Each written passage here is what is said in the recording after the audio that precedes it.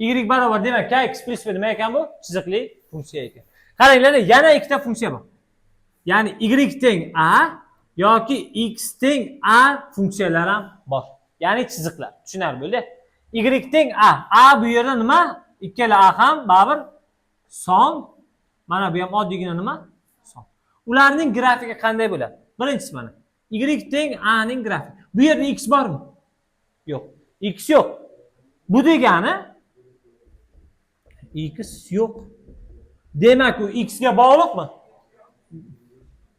X ga bog'liq.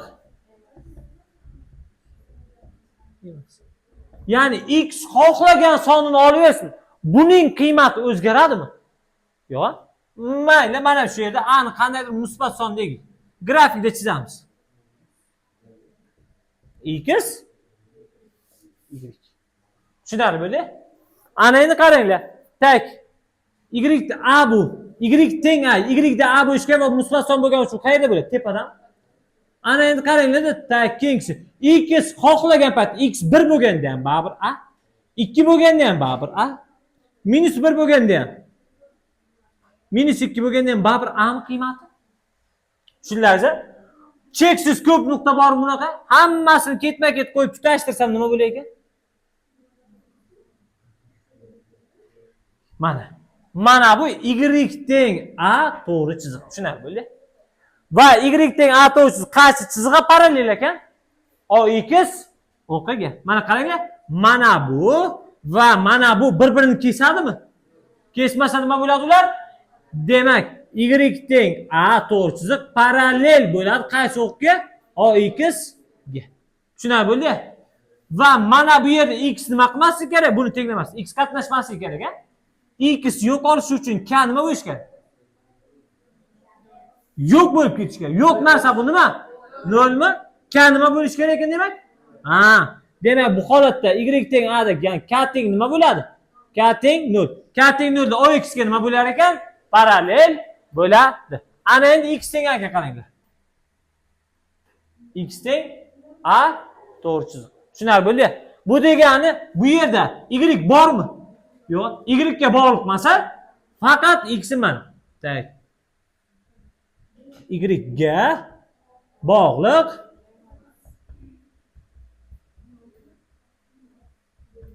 Mana bu y o'qi, mana buchi x o'qi. Ana endi qaranglar. Va aniq qanday mayli musbat son deymiz. O'zimiz shunchaki shart kiritdik. X teng a de, ya'ni x dagi a mana bu yerdan musbat son, to'g'ri? Mana. A ning o'zi mana shu yerda. 1 bo'lganda ham baribir a mi? Y mi? Y 2 bo'lganda ham baribir x mi a mi? Minus 1 bo'lganda ham baribir a. Hammasini ketma-ket tushirsam qanaqa bo'lar ekan? Yaxshi yashanglar. Ya'ni x teng a to'g'ri chizig'im bunaqasi tik x ustidan o'tadigan to'g'ri chiziq. Y teng a to'g'ri chizig'imchi y ning ustidan o'tadigan to'g'ri chiziq. X teng a parallel bo'ladi qaysi o'qqa? Y ga. Tushunarli bo'ldi? Hamma tushundimi? Lekin bu yerda k teng 0 dedik-ku, lekin bu yerda unaqa narsani nima qila olmaymiz? Ayta olmaymiz. Faqat k aniq 0 bo'lmaydi, chunki bu yerda x qatnashyaptimi? K aniq nima bo'lmaydi? 0 bo'lmaydi. Tushunarli bo'ldi? Hamma tushundimi? Mana bu, misol uchun y teng -5 chizib beringlar desam. Qanday chizasizlar? Y teng y dagi -5 topaman. Mana bu yerda misol uchun mana -5. Ana shu ustidan nima o'tadi?